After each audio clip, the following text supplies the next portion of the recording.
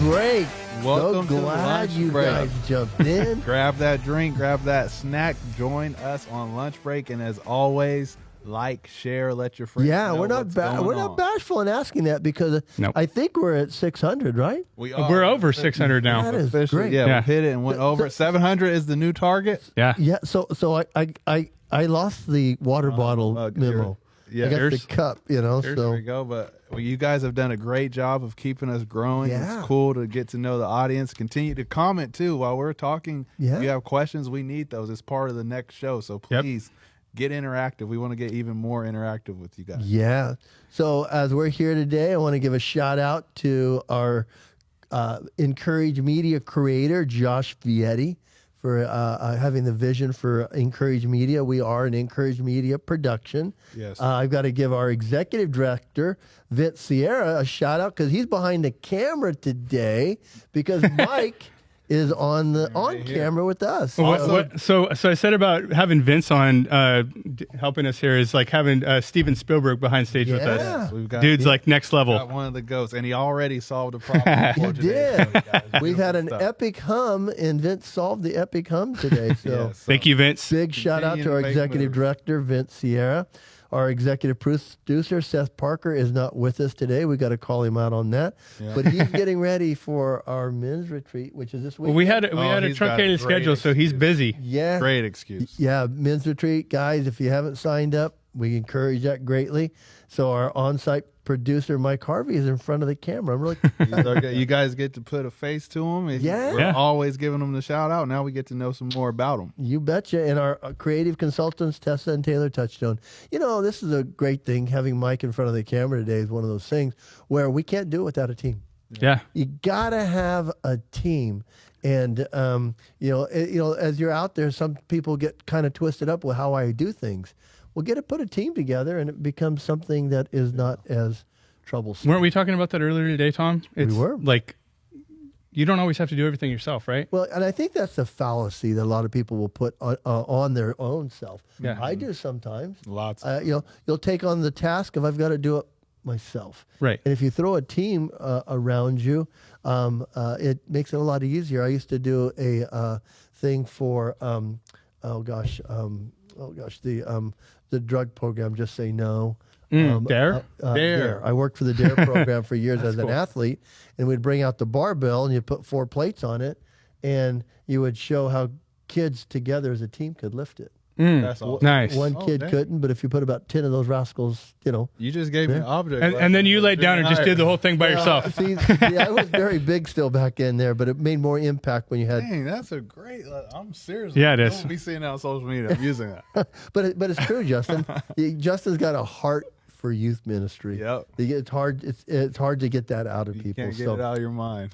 So our question from our audience today came from Russell Johnson last week. We had Russell Johnson on with us. Russell's been in the political arena. He's in the nonprofit arena. But when he graduated college, he basically said that he went to one of his mentors who actually owned a business. And it was on the beach. And was it Santa Barbara? I think it was UC Santa Barbara. I think it was Santa Barbara. Yeah. And so he asked him, he goes, what advice would you give me? Because now I need to get a job.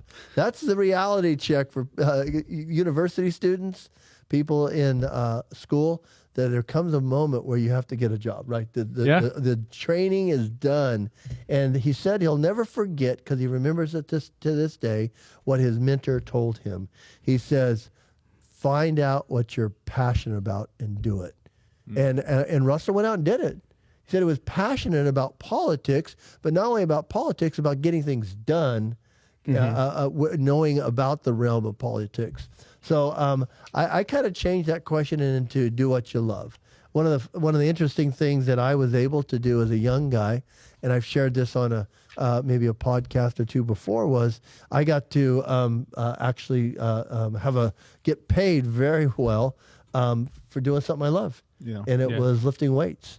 And I fell into that profession. And some people, when I wanted to retire, said, Tom, what's wrong? Are you tired of working out, eating, laying out in the sun and taking pictures with pretty girls. And I said, Sounds rough. yeah, that's about it. I'm tired of this. But what it is it's a short life expectancy. Yeah. Yeah. You know, my wife, who is no longer teaching in the public school, she's a superintendent, said her second grade kids all want to be professional athletes. And I go, that's a great passion to have, but when you're there's a lot more demanded out of you than that. So, so you find that passion, but then my next passion translated into ones and zeros. And Mike, that's a profession you're in. Yeah. And it's my education, my academia is computer science. So I had a passion for that. I was a jock on the outside, and I was a nerd or geek on the inside, whichever term fits. And then ministry became a passion, and I love doing that. So I always give a shout out to my friend Jeb Wilson. Jeb sometimes checks us out. But Jeb actually has won an award in Nashville as the best photographer. I think he's up to 8 years in a row. That's awesome. And but Jeb worked for Starbucks, I think, for 10 years, a decade. Wow. In Nashville. I'm sure Jeb will give me a correction if that is not true, and I'll recorrect it because I don't want to be wrong. But the thing was, he worked a job where he actually met his wife now, Zoe, but she was his manager at Starbucks, and I guess Jeb was hitting on her, but he was learning to be a photographer during this time at Starbucks, and that was paying his bills. Yeah. Well, he was willing to put in the hard work to get to his ultimate goal. Yes, yes. So those are methods that people might use out there, putting your passion to work. Yeah. You know, that's something to do. How about you, Justin? For myself, even in thinking about it, I think it's something my dad said. He was very similar. He said, you find something you love, you won't feel like you work a day in your life. And I've just now realized I've taken a few small jobs, but I've always done that. For one, I had a passion for poker. I turned that into a profession, and that's all I wanted to do. And then we started a party crew illegally when I was younger, and then why is it always illegal? yeah, but I turned that into marketing for clubs for a bit. Right on. That was crazy, and I'm like, oh yeah, I have kind of followed my passions. And then I found God, and who showed me how wrong my old lifestyle was. And my passion became ministry, which blows my mind. But I still love getting to share with kids to this day. Like, I'm hoping I'm inspiring other kids to be a youth pastor, because the things I do love are hanging out, playing sports, learning about God, and just literally fellowshipping with these kids and Well, you're making an impact, who dude. Christ is. Yeah. Like you got a shout out today from Pastor Ron about like someone that you're Awesome. Yeah, there's a young special needs kid that Up our at the youth Twin group, Oaks Church. Yeah. Yes, our youth group is one of the few youth groups that allow him to even step in. But So but it's what's pretty cool about what you're doing, right, is like Pastor was saying that his whole family comes to church because of what you've done for him. Yeah, you would never know, and that's not even why we do it. It's just part of it. But it's a cool profession. It feels unfair. Like what in October we're going to Six Flags with a whole bunch of junior hires. Oh, tough work. You know what I mean? Like, that's horrible. Yeah. So it's very cool. Chase your passions and desires, and you have to work to do it. That's something. Me and my dad came into conflict when I was first getting called into ministry, because I was barely making any money, but I knew I needed to serve, because it's where my passion was going. So me and him were butting heads. He's like, you got to get a more serious job. And I'm like, I'm telling you, I need to serve right now, God. Dad, I don't know why. And I would serve every single day of the week, Monday through Monday. I was serving, and it ends up turning into that. There was a reason I was doing that. But it even in ministry, it's not just a handout. You work. You work for it. Oh yeah. Well, and then what I think a lot of people don't realize is, like, you still put in a lot of volunteer hours, so you don't get paid for all the hours you work. Right. Tons, yeah. So like that's part of being in ministry, because a lot of like people will come and serve in ministry like that have a day job, right? Yeah. But then they're like, oh, well, you get paid to be here. No. You get paid for a job, and then but you go way above and beyond that. And so obviously you do and too, all Tom. of our colleagues too. We get Yes. if something has to get done, we get it done. It's Right. not, I'm off the clock. Right. That's no such thing. So that's a cool part of ministry. But I do love that, being able to do what you love, because it doesn't. Of course, you have your days, you're tired, but it doesn't feel like work. For me, my life feels unfair, and I'm just being real honest. When I really sit down and look at it, I go, okay, I would be doing this anyway. Even if I had another job, I would still be doing this. I tell that to people a lot of times. When I first got saved, I was able to graft into our lead pastor in Vegas, Doug Bowman. Oh yeah. And I just started helping Doug with everything. I mean, I'll never forget the night that I went and helped set up. We used to call it our men's ministry MVP, Men of Valor and Perseverance. Yep. And I showed up, helped set everything up. We got Doug all ready. I said, Doug, I got to go. He goes, where are you going? I go, I'll be working till the sun comes up in the morning. You know IT. Oh yeah, right. Sometimes, back in those days, you had a chance to shut the computers down, but the computers didn't stop working. The users just couldn't get on. Help desk closed, and you were still on. It was one of those nights. Yeah. But I remember coming there and setting up for Doug. And like you said, Justin, I was doing it. I wouldn't get paid to do it, but I was loving doing it. And then one day I get into ministry. Yeah. How about you, Mike? I have a little bit of a different, interesting kind of spin on that, and I do like you need to do something that you're going to enjoy and be passionate about, but at the same time, I think sometimes people get a little too lost in pursuing just their passion, and they're passionate about weird things that they'll never make money on, right? Yeah. And it's hard for me not to look at everything just because of the nature of who I am and what I do for a living through the lens of business, right? But I always look at like I was sharing with you before, how do you make, how do you pick who you're going to work for, or who you're going to in business? I'm as a Christian and everything else, I'm big about being a servant, right? So we talk about in business, we serve others, right? So how do I pick who I'm going to serve? And that's number one is it does relate to your passion and what also skills, right? What skills do you have, or passion? Usually those go hand in hand. So that's number one. Number two is who do you enjoy working with? So that's also part of the passion piece, right? But the other piece that people sometimes get mixed up on is that whoever that is, whether it's an employer or whether it's a different business and you're serving different types of customers or whatever, they need to have the ability to pay you in some manner. There's a big saying in circles I run in and stuff. It's really, really hard to make any money working for broke people. Well, that's true. That's what I love about Jeb, is he worked at Starbucks to do the profession he liked, which was photography. Yeah. And so sometimes it is doing the things that are necessary to get you there. I like that, Mike. So any other thoughts before we move on? Things that stand out is don't settle. If you're in a place that you know it's not your passion, genuinely, without being insensitive, use it as a stepping stone. Build some of your traits, build some of your skills at whatever profession you're at, but know that you're eyeing something else, that you're going to move forward. And I know I've met a lot of people in life who've settled in a spot. It was comfortable, it paid their bills, but they've never got to live the way we're meant to live, is in working in our purpose. Yeah. Well, I think something that's important that people have to realize is that, especially, if you're including the Lord in this, is because, when you're having faith in something and God's calling you to something bigger than you have to have a risk, because without risk, there's no reward. Right. So you might have to step out of a profession to come back into something else. One of the encouraging things I think a lot of us get to see is those success stories when somebody felt committed. There was a story that touched my wife about teaching, because my wife, had a friend one time said, "Well, you're not going to make a lot of money teaching." She goes, "Go into teaching to make money." You influence people. They make a difference. Yeah. Teachers do one thing, they make a difference. Yeah. But she said that she saw heard about a guy who was on Wall Street making a lot of money. He got in a subway and was writing, and he looked up and he read a little story, because they were recruiting for teachers. And the guy said, on there, the thing was, the guy said, "What gives me great pleasure is, my reward is, kids always remember my name.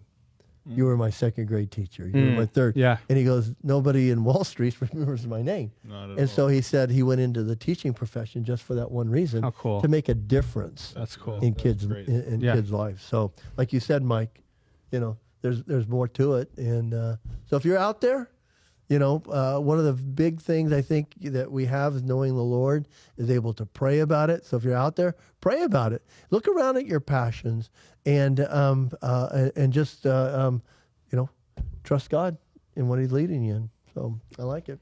Okay, moving on to the next part of the show. My favorite part. It's called "What's New." Something. Ooh. Mike, did we get our sound effect? Did you teach Vince I our don't know. sound effect? No, but sound effect. So Vince we knows just many things, but I don't know about the sound effect. yeah. But. Vince says I got the sound he effect. said he's got it. Look at it. Don't challenge.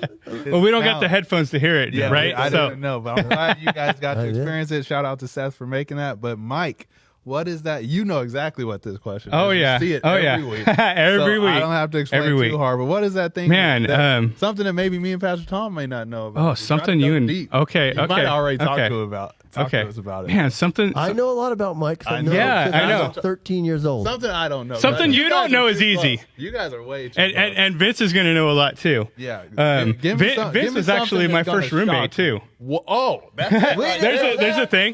Yeah. You already Like hit when me I moved out once. of my parents' house, he was my first roommate. So What? that's a little thing. You And we guys had go that you know far what's back? funny? Actually, I don't know if Vince remembers this. Now, Vince. I don't know if Vince remembers. Oh yeah, there's stories. We had like a rock concert in there one time, and we had all sorts of stuff. But Hannah, plug the kids' ears. But you know what's funny is like, and I didn't even mean it. This just like spontaneously came up. But the thing was, Pastor Josh, right? He said, you know what would be hilarious if you and Vince lived together? I dare you guys, or something like that, right? And I was like, all right, we'll do it.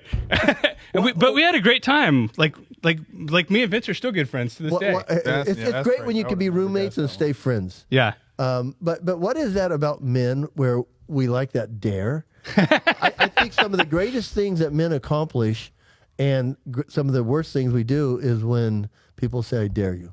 Yeah. Oh man, the big part of my story is I ran a marathon, right? The whole reason I ran a marathon was because my friend Sim, you know Sim. I know Sim. She said, I mentioned like possibly running a marathon. She goes, you're way too old and you have you have horrible knees. You can't do that. And I go, you don't think I can do this? Challenge accepted. And boom. and my wife agreed with her and I went nuts. I wrote how their funny. names down. Oh, it was a war. It was so funny. So I agree with that I man love challenge. that. Right? I love that incentive. Oh Sometimes we man, have I was to a understand. total different person back then too. Yeah, Like, that's funny. I love that. So we knew something new. Yeah, that about was a you. real good. That was a random new one, but that, Right, it's like I it would have just- never known that. That's awesome. I didn't know you guys go yeah. back. Crazy. Yeah, a lot of people know that I used to live with five guys. And the burger joint. I was. I would love to live there. no, I was still formulating my burger joke, but he beat me to it. yeah, so a lot of stories there. Love having you, Mike. So, Mike, let's start your journey. Yeah, let's go through it. Tell us about it because a lot of Well, people, you know, it's interesting. You have this down about story about football, and I don't know if like you had intended for me to share that as something new, but I'm going to go ahead and talk about that anyway. you could talk about and yeah, you could talk about it, and then I'll jump in. Okay, and like man, Tom, like you were so influential in my life in so many ways, like over the years too. Tom, it's been cool, but It's been fun because we're not done. well, I don't know if you remember, but like. This is an interesting lesson, right? So one of my mentors says, like, when you first start doing something, you're going to suck at it, right? And like, if you just keep showing up and you keep doing it, right? And like 90% of like anything having success in life is just showing up, right? Showing up. But he says, if you keep doing it for long enough, you'll suck less every day to the point where eventually you don't suck at all, right? So going back to my story of football, when I first started, like I had no like concept, like I didn't really play sports when I was younger or anything. So like my sophomore year of high school, so first year, I was like, my dad was like, you should play. And I was like, Dad, I never played sports. Like I can't. He was like, just do it. And so I was committed and I did it and I was horrible. And but then like every year I kept showing up. right? I kept showing up. And then my senior year I had a growth spurt, but then I was in the gym like every single day and I had a lot of encouragement from you, Tom, and then Coach Bob. And another thing, me and Vince played together too on defensive line. You and Vince, and Josh Vietti. You guys are all great football players. Yeah, we've been around for a long time. You have But the thing was, my dad told me, and this like sticks with me to this day. Like one of the biggest lessons I ever learned was like I went to Coach LeClaire. You remember Coach Tom LeClaire? Great man. Love that man. Great man. And I said, Coach, you know, what do you think? You know, I can play more. Like, what do you think I have to do? And he was like, he kind of appeased me. Basically, he was like, yeah, we'll see. Like, you know, We'll see. try hard next year, and you'll be okay. But my dad said, son, you can do anything you put your mind to. Put your mind. You just have to work for it, and you have to want it. And that literally changed my life. I love that. And so that year, if you remember, like I got awards for being like, most improved player, and like I was starting defensive line, and we like had a great year and a lot of fun, but a lot of confidence came out of that, and like that was probably like the first big moment. And I would say like my dad and Coach Bob really poured into me that year, and like made a huge impact, like in the man I am today. Right. Yeah. Coach Bob is still pouring into me. Oh yeah. All this. I think he's in Nebraska. Yeah. I think he's in Nebraska, and he always does. He's, Coach Bob was a special man. Still is. Yeah. Love that guy. There's definitely something too when you put your mind to something and accomplish it or grow. There's a feeling of this is how it's supposed to be. Like if I truly put all my effort towards something, I can get great at it. I can get good at it. But it was an important lesson for me to learn at that young age. It's huge. Like if I don't know where I'd be today if I hadn't learned that lesson at that time. It gives you the confidence to chase the things in your later part of life. And I think you have to have guts enough sometimes to tell people, because a lot of people say you can do anything you want, and I'm not sure you can, because I enjoyed basketball in elementary school, and in elementary school there aren't a lot of people a lot taller, and then I just started to realize I'm height depraved, and so I just never got that. Right. So as much as I love basketball, I don't think that wasn't your sport. It wasn't my sport. But as I've told my girls through the years, is that when you find something, stay in it. Yeah. I mean, showing up. Yeah, keep showing up. Consistency. And I think, Mike, you being such a great football player, and I know your family, and I know that little Mikey kind of changed directions on you. Oh yeah. So I wanted him to play football, right? And I don't know if I told you this story. Yeah. But like I wanted him to play football, and like he was like, like he was kind of going through the motions, just doing it for me. But he's like, I don't really want to do this. I was like, well, dude, like I want you to do something productive. And he was like, I want to play golf. And I was like, okay, I'm not a golfer. I remember when Mike came to me. And you're a golfer, right? But but that didn't stop you, did it, Mike? No, but like I got some wisdom. Like I think I talked to you, Justin. I talked to you, Tom. I talked to John L. Shout out to John L. And they were like, well, don't make him do something that he doesn't want to do. And just like, but so I said, okay, I'm not going to make you do this, but you have to do something. So he said, well, I'm going to do golf. So we went, and now that's what we're doing. And it's just an interesting thing. So now I'm like, well, I guess I got to learn, because my dad plays and my son plays. So now it's going to be a multi-generational. Become a golfer. 3 Michaels, right? Did you know that? He's Michael the third? I did not know he was the third. I knew he was the second. If you tell people the golf course that, there'll be some jokes. Yeah. How many mics does it take to golf ball? Yeah, right. It's funny that you do that. But I love it, Mike, because and I think this is something that we try to bring in. If you're out there and you're having parenting things, sometimes you got to find out what your kids are interested in. Yeah. Well, the Bible says train them up in the way they should go. Right. And that word "way they should go" keeps in mind the bend that they have. Yeah. What are they gravitating towards? Yeah. What do they enjoy? What do they like? I love that. I've purposely tried not. I'm basketball to the core, but I've purposely tried not to just force it upon my kids, because I don't want to be that person. So I've been waiting patiently, and then my daughter goes to kindergarten for the first time this year, and the teacher sent me a picture of her. She's during the preschool time, she's running around dribbling a basketball. Yeah. I'm like, it's happening. That's happening. Cool. Well, my daughter is soccer, right? And she loves soccer. And so like I don't know, like every parent thinks this right now, right, at this age, but like she's got it. Like if she wants to stick with it, she can go like pretty far with it. Yeah. But she loves it, and she's really good at it. So she's playing indoor and outdoor, and like awesome. 3-4 days a week. Pretty soon you and Davey are dividing your time. It's crazy. And then you got Dean coming up. Well, Ludavia asked me, she said, are we always going to be this busy? I was like, yeah, probably busier. Yeah, I was going to say that as a parent of a 25-year-old and a 22-year-old, yes, it does. And well, and like Dean's only 3, so he's not doing anything yet. they will be there. Right. So there again, Mike, I mean, you've done a great job. Dig deeper into some of the stuff that you do. Let the audience know what are some of the things that you've got going, Mike. Man, well, first of all, like, you wrote this down in a little bit of a backwards order for me, but like, I think Lord needs to be on the top, right? Like everything I do foundational is God first, right? And that shows, Mike. Well, it may not always come out in like every single word I say. So like, I do a lot of, podcasting and teaching, and I'm like in front of a lot of people all the time in one of our businesses, and I'm not out there preaching. I'm not like, but I also at the same time, I don't like hide it. Right. Like if it comes up, I'm going to talk about it. And so that's number one. And I was, again, like keep bringing him up, but I was talking with Vince earlier about our kids. Right. And that's the thing. So like for me, business is last. Because like the verse that I felt like God put on my heart like years ago when we first started having kids was, for what good is it to gain the world and lose your soul? Yeah. And I feel like, for me, like my kids are a piece of my soul, Yeah. So like if I a billionaire someday, right? Likely won't happen, but I'm just like exaggerating to make a point. You are, Mike. But if I were, right, then but my kids were strung out on drugs, or like even let's say less. Let's say they just didn't know Jesus, right? Then I failed as a parent. 100%. Right?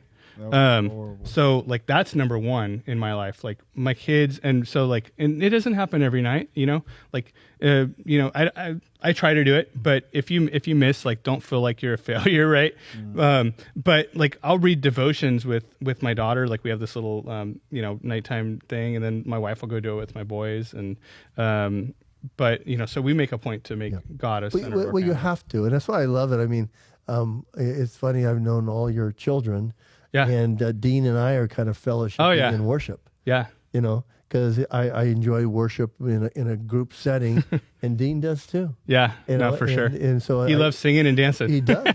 He does. But you may have the little musician worship leader on your hand. Well, my wife is, right? Yeah, she's got that talent. I don't know if Justin for sure didn't know this. I don't know if you knew this. Well, Mike, I didn't know that LaDavia could sing until her mother's funeral. Oh yeah, she's amazing. She is. When I heard her, I looked at you and I think I asked you, "Did you know this?" I go, "Did you know she could sing like this?" Well, that's actually how we met, right? So we met at my parents' house. Okay. So they went to a different church at the time, and they were over the young adults ministry, which was interesting in itself, because my parents aren't really like, they love the Lord and all that, but seeing them lead a ministry was really cool for me. Right. And, but they had the worship team over at their house, and she was on the worship team. And my dad said to her, I don't know if I've heard this story. No. Right? So we met at my parents' house, and like, I went up to her and I was like, "Hey, what's going on?" Just kind of fishing, like a teenage boy would. Right. And my dad said, "Those boys bothering you?" And because I had a friend with me at the time, and not Vince, right? No, not Vince, not this time. I think Vince was already married at that time, but he said, "Are those boys bothering you? Don't worry, they won't be back." And he said, "Leave her alone," right? Oh, and little did he know, like, however many 2-3 years later, we were going to be married, and now we've been married for it'll be 14 years this year. That's amazing. I love those stories. That's cool. Those are the things that I've always even shared. My youngest has a fiance, my oldest, I always told her, I go, God's got a crazy plan. Yeah. You just got to watch it. Well, so something else that's new, like, and Pastor talked about something like tangential. So when I was first started dating my wife, I was like, well, are we supposed to get married or whatever? Like, I don't, I wanted to be serious about it. And she was going away to go on a trip with her mom, who you knew, Maria, and her brother. And I said, I'm going to stay behind. Like, they invited me to go, and I was like, nah, I'm going to stay behind, and I'm going to seek God this whole week that we're apart and see if we're supposed to get married or if we're supposed to, be together. And this is the only time I ever remember this happening in my entire life. I prayed to God, and I opened my Bible, and the first verse I pointed at, the first verse was, a man should leave his family and cleave to his wife, or something along those lines. Genesis chapter 2, verse 18, I think. Yeah. Or I think it's And like to that. this day, it gives me chills, like thinking about, like, man, that was like a big monumental, Huge. like, and it, like, God spoke to me. Like, that's a God story, right? It is. There's, Yeah. like, It is. we're doing this show, God Stories, We're like Pastor now, Ron. We're and filming, and gosh, I think we have 6 weeks. yeah, So, under our belt. And like, if you guys want to find out about that, we actually are setting up a page. So you can check our Facebook, but it should be encourageshows.com/Godstory, and you can get on a list, and we'll let you know all about that. It'll be an Encourage production. So Yeah. we're really excited about it, Pastor Ron. It's But I thought that was a good time to plug that, right? we got to plug. We're not right, Justin. We are shameless. We are here. shameless when it comes to that. We know what we're spreading, and we know Jesus Yeah. is involved. We Yeah. will share. And you guys can help us. yeah. Yeah, you guys can help us. Oh yeah, I yeah. love But it, Mike. go get signed up and like check that out. But so like, do you want me to talk about the business stuff, or Yeah. like, do we need to wrap up, or? In about 5 minutes, Mr. Producer. But we didn't. Let's hear about. I genuinely want to hear more about what you do for a living. 'Cause Yeah. you're Okay, so very talented. and you brought it up, and that's another thing. Is I like, think we brought up this today. yeah, having good mentors in your life, right? So one. Can't say enough about that. And one of them was here today. Well, you're one of them too, Tom, and so is Ron. But Steve Anderson is a big one, and also a client in one of our businesses. But like, he's been a monumental, and I don't even think he realizes how much. But he's been a monumental mentor in my life. But so Ernie Waldo, Ernie was- right? yeah, one fabulous of man. my best friends to this day, and you know Ernie well, I don't know a lot of people don't know Ernie. but again, he's literally like one of my best friends. or I don't know how Ernie has so many friends because no, I know how he has them because he's so likable, Right. So giving, but the guy is like busy all the time. Oh yeah. He's I mean, I don't think Ernie sleeps a lot at Right. night. You know, because some I mean, he just is. Ernie's amazing. but we were doing this thing. We were working at the church together, he and I both, and he was my boss, right? But like, we still had a friendship at the time. And he said, I'm doing this. I'm not going to have a day off for like a month. Is what he told me. I was like, why? So then he kind of told me about some of the different side things he was doing, and he said, well, I have to do a bunch of IT work, and I was like, man, just let me help you as a friend, and we can hang out. You don't have to pay me. We'll just hang out on the weekends, and we'll get some guy time, and maybe you won't have to work as much. Well, long story short, he decided eventually to hand it over to me. So that was how I got into the first business, was into IT. And he was like, well, you already know everyone. You're already doing all this stuff. Why don't you just take it over? You created your own internship without knowing. Right? That was not even my intent, right? It was just being like, and every business we've had since then has really been just like, how can I serve? How can I help people? Right? So then, we have a few other businesses now. But one where I'm spending most of my time at this point is just helping other business owners launch and grow their businesses, and like serving them, and like that, talking about like doing something you're passionate about, but like really like making an impact and changing lives like that. Like, I get it. Well, Mike, you take time out of your business every week to help us here on our lunch break set on Thursday afternoons. You come down and you serve. You've been helping Vince with the God Stories, along with Seth Parker and what's the other young man's name? KB. Yeah. So you guys are putting together, and I think that's something important that people know.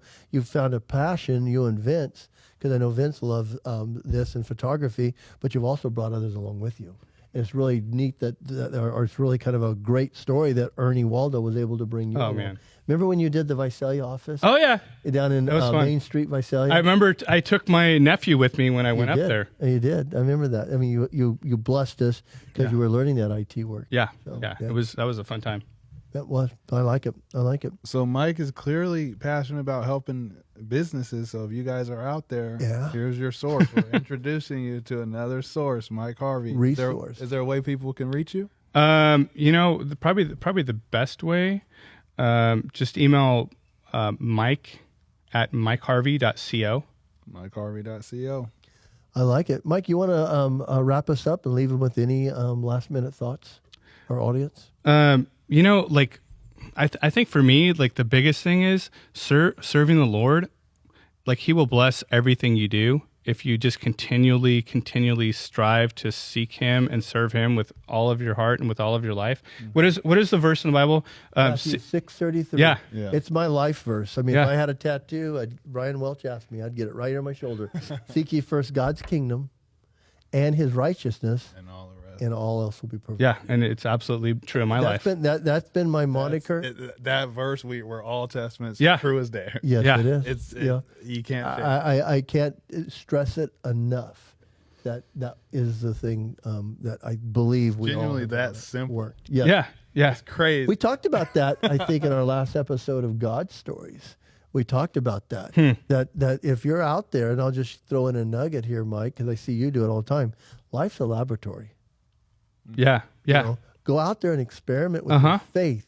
Experiment with the things that you enjoy. I mean, make the most of it. You know, that's funny because I was telling someone recently, like, they're like, why are you doing this stuff in your business? Like, they're like, and I was like, look, I consider it like part of my role and responsibility to experiment with a lot of things and then bring back to other people what's working. Yeah.